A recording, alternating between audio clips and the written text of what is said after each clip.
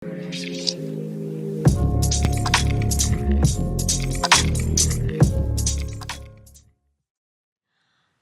pejuang CPNS 2021.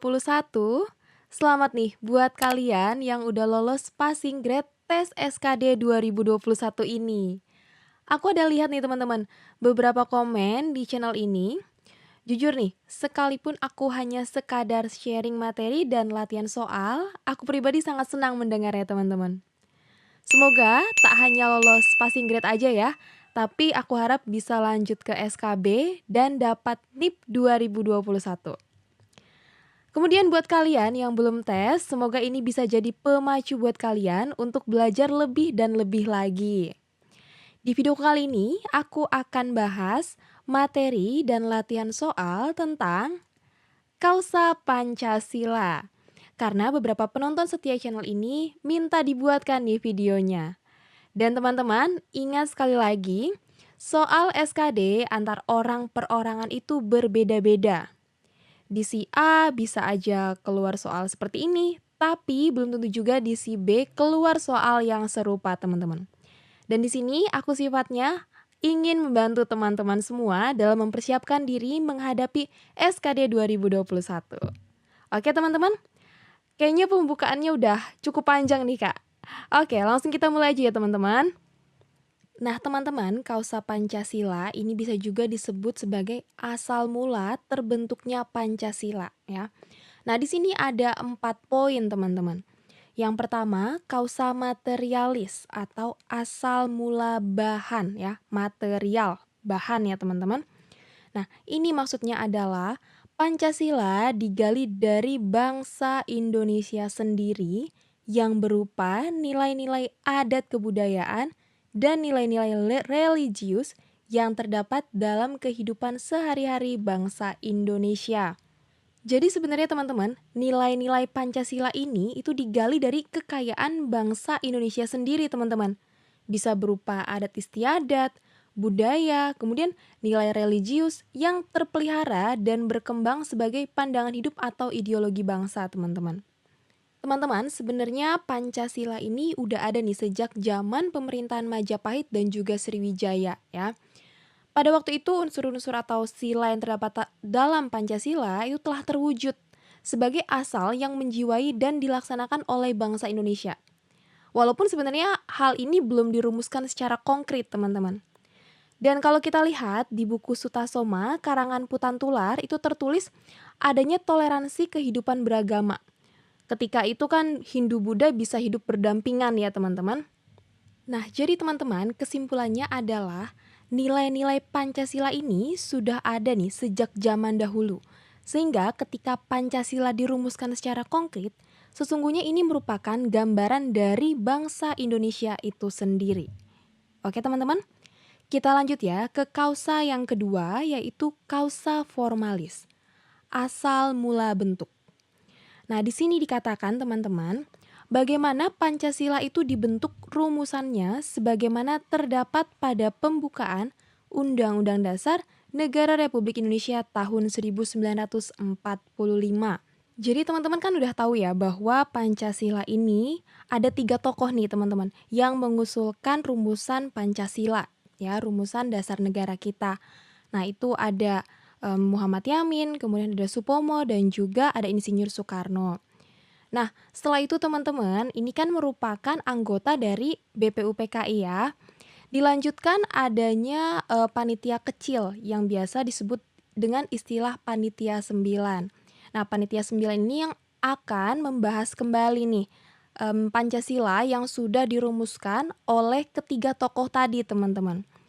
Nah, kita tahu juga bahwa di tanggal 22 Juni 1945 ini lahir nih Piagam Jakarta ya. Piagam Jakarta itu sebenarnya isinya adalah pembukaan Undang-Undang Dasar Negara Republik Indonesia tahun 1945. Di mana di alinea keempatnya tercantum nih Pancasila kita ya, Pancasila yang sebelum diubah teman-teman, sebelum disempurnakan gitu ya. Jadi intinya teman-teman untuk kausa formalis ini adalah asal mula Pancasila dibentuk nih rumusannya ya, yaitu oleh BPUPKI. Oke, sekarang kita lanjut lagi ke kausa yang ketiga, yaitu kausa efisien, asal mula karya. Nah, di sini dikatakan teman-teman, peningkatan Pancasila dari calon dasar negara menjadi Pancasila yang sah sebagai dasar negara. Nah, seperti yang sudah kita bahas teman-teman di video-videoku sebelumnya bahwa BPUPKI kan yang merumuskan nih. Nah, kemudian PPKI lah yang mengesahkan Pancasila setelah melalui pembahasan yang mendalam pada sidang-sidang BPUPKI. Jadi, di sini intinya adalah ketika Pancasila ini disahkan teman-teman ya. Nah, ini oleh PPKI ya. Kalau teman-teman ingat, kapan teman-teman Pancasila disahkan sebagai dasar negara yang sah nih?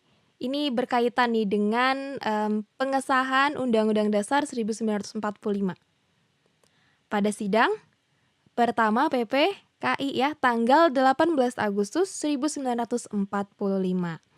Oke, kita lanjut ya ke kausa yang keempat, yaitu kausa finalis, asal mula tujuan. Nah, sebenarnya Pancasila itu dibuat untuk apa sih teman-teman? Untuk dijadikan sebagai dasar negara ya. Nah, kita udah membahas nih 4 kausa Pancasila. Sekarang kita lihat nih teman-teman, inti dari setiap kausa, oke? Yang pertama, kausa materialis ya, asal mula bahan. Di sini kata kuncinya adalah ketika Pancasila itu sebenarnya digali dari bangsa Indonesia sendiri. Contohnya tadi tentang agama ya, ketika Hindu dan Buddha bisa hidup berdampingan teman-teman. Oke, kita lanjut yang kedua, ada kausa formalis, asal mula bentuk. Nah, di sini ketika Pancasila terdapat pada pembukaan Undang-Undang Dasar Negara Republik Indonesia tahun 1945. Dan di sini peran yang paling penting dilakukan oleh BPUPKI ya, karena dia yang merumuskan. Hingga di dalam BPUPKI juga ada Panitia 9 ya, yang melahirkan Piagam Jakarta, di mana ingat Piagam Jakarta itu isinya sebenarnya pembukaan Undang-Undang Dasar Negara Republik Indonesia, sekaligus di alinea keempatnya itu tertera sila kita ya, sila-sila Pancasila. Oke teman-teman, sekarang yang ketiga, kausa efisien, asal mula karya. Nah, kata kuncinya di sini adalah ketika Pancasila disahkan sebagai dasar negara. Dan yang berperan di sini siapa teman-teman? PPKI ya, pada tanggal 18 Agustus 1945. Dan yang terakhir, kausa finalis, asal mula tujuan. Untuk apa sih Pancasila dibuat? Ya, hendak dijadikan sebagai dasar negara kita. Oke, mengerti ya teman-teman? Kita lanjut nih, langsung ke latihan soal ya. Gotong royong adalah suatu kepribadian bangsa serta budaya yang sudah melekat dan berakar di dalam kehidupan masyarakat. Perilaku gotong royong atau saling membantu sudah ada dan dimiliki oleh bangsa Indonesia sejak zaman dahulu sebelum Masehi, yaitu gotong royong dilakukan ketika pemindahan batu menhir dengan tonase besar untuk pemujaan arwah leluhur di Nias. Pembuatan objek megalitik itu didirikan secara bergotong royong. Semua itu disempurnakan dengan upacara yang harus diselenggarakan juga secara bergotong royong. Hal ini sekaligus sebagai indikasi dari kuatnya sifat gotong royong pada masyarakat. Hingga akhirnya, gotong royong menjadi salah satu unsur yang terkandung di dalam Pancasila. Hal ini mengindikasikan kausa Pancasila, yaitu yang mana nih teman-teman? Nah, kalau untuk yang E, kausa efektif ini kurang tepat ya teman-teman, karena ini bukan merupakan kausa Pancasila ya. Nah, sebenarnya kalau kita lihat, ini udah ada kata kuncinya nih teman-teman. Kata kuncinya itu adalah gotong royong yang sudah melekat dan berakar di dalam kehidupan masyarakat. Ya. Dan di sini juga dikatakan nih di kalimat kedua dari terakhir, hingga akhirnya gotong royong menjadi salah satu unsur yang terkandung dalam Pancasila. Berarti ini mengindikasikan kausa Pancasila, yaitu Kausa materialis ya, karena tadi udah kukatakan bahwa kausa materialis itu adalah ketika Pancasila ini sebenarnya bahan dasarnya yaitu bangsa Indonesia sendiri, teman-teman. Jadi ketika gotong royong ini sudah merupakan kepribadian Indonesia, kemudian sudah melekat juga dan berakar dalam kehidupan bermasyarakat, dan gotong royong ini juga kan dijadikan unsur yang terkandung dalam Pancasila ya teman-teman. Maka jelas ya, dalam hal ini kita membahas tentang kausa materialis ya, asal mula bahan. Oke teman-teman, kita lanjut ya ke soal yang kedua. Badan Penyelidik Usaha-Usaha Persiapan Kemerdekaan Indonesia atau BPUPKI adalah sebuah badan yang dibentuk oleh pemerintah Jepang saat masih menjajah Indonesia.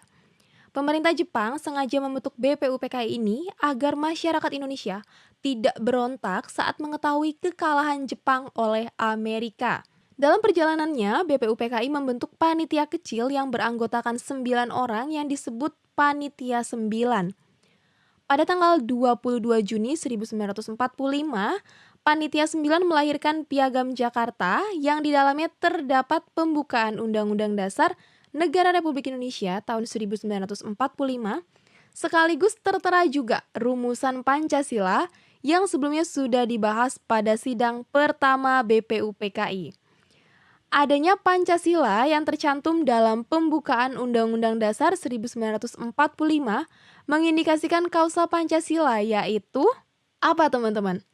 Di sini juga kita udah ada kata kuncinya nih. Yang paling jelas di sini adalah BPUPKI, yang pertama itu ya. Kemudian juga nih, Pancasila tercantum dalam pembukaan Undang-Undang Dasar 1945. Berarti apa teman-teman? Kausa formalis ya, formal, secara legal nih. Pancasila tercantum dalam pembukaan Undang-Undang Dasar 1945, alinea keempat. Oke ya, kita lanjut nih ke soal berikutnya. Pancasila dibuat dengan proses yang tidak mudah. Banyak terjadi perbedaan pendapat hingga akhirnya Pancasila disahkan sebagai dasar negara oleh PPKI sekaligus dengan pengesahan Undang-Undang Dasar 1945. Proses pengesahan ini mengindikasikan kausa Pancasila, yaitu yang mana teman-teman? Di sini kata kuncinya adalah Pancasila disahkan sebagai dasar negara. Berarti ini adalah kausa efisien ya, asal mula karya ya. Jadi kan tadi Pancasila tuh udah dibahas nih dalam sidang-sidang BPUPKI, dan kemudian ada PPKI yang mengesahkan Pancasila ya sebagai dasar negara kita, yaitu tanggal 18 Agustus 1945 ya. Kita lanjut lagi teman-teman ke soal yang berikutnya. Nilai-nilai Pancasila sudah ada sejak zaman Kerajaan Sriwijaya dan Majapahit. Hal itu masuk dalam tata kehidupan pemerintahan dan masyarakat yang dibuktikan dengan adanya dokumen-dokumen tertulis yang ada seperti Telaga Batu, Kedudukan Bukit, Karangbrahi, Talang Tuo, dan Kota Kapur. Dalam kitab Negara Kertagama, karangan Puprapanca juga diuraikan susunan pemerintahan Majapahit, yakni musyawarah, hubungan antar negara tetangga, dan sebagainya. Sehingga pada waktu itu, unsur-unsur atau sila yang terdapat dalam Pancasila sebenarnya telah terwujud sebagai asas yang menjiwai dan dilaksanakan oleh bangsa Indonesia. Hal ini mengindikasikan kausa Pancasila, yaitu gak boleh salah nih teman-teman. Teman-teman harus benar nih. Apalagi kalau bukan kausa materialis. Ya, tadi kan kita udah membahas tentang agama Hindu dan Buddha yang saling berdampingan ya. Kemudian di sini juga ternyata di zaman kerajaan dulu tuh udah ada susunan pemerintahan ya. Kemudian udah ada musyawarah juga, dan sudah ada hubungan antar negara tetangga ya teman-teman. Oke, gimana? Dari 4 soal ini teman-teman masih bingung gak nih untuk membedakan keempat jenis kausa Pancasila? Semoga nggak bingung ya teman-teman. Aku masih ada satu soal lagi nih, kita lihat ya. Pancasila memiliki arti penting bagi bangsa Indonesia. Adapun tujuan dari perumusan dan pembahasan Pancasila yakni hendak dijadikan sebagai dasar negara. Hal ini mengindikasikan kausa Pancasila yaitu yang mana teman-teman? Otomatis yang E nggak ada ya teman-teman, kita coret. Nah tadi udah ada jawaban A, udah ada jawaban B, C juga udah ada. Nah ini jawabannya adalah yang D, kausa finalis ya, asal mula tujuan. Ingat, asal mula tujuan Pancasila dibentuk itu hendak dijadikan sebagai dasar negara. Oke teman-teman, selesai nih video pembahasan kita tentang kausa Pancasila. Gimana, udah ngerti belum nih? Aku harap teman-teman bisa mengerti ya. Silakan teman-teman berlatih lagi dan bisa nih mencari referensi-referensi lainnya agar persiapan teman-teman buat yang belum SKD bisa lebih matang lagi ya. Terima kasih buat kalian yang sudah menonton dan setia di channel Belajar Bareng Monica ini. Jangan lupa yang belum subscribe, silakan subscribe sekarang juga. Aku tunggu kedatangan kalian di CPNS 2021 ini. Salam sukses teman-teman.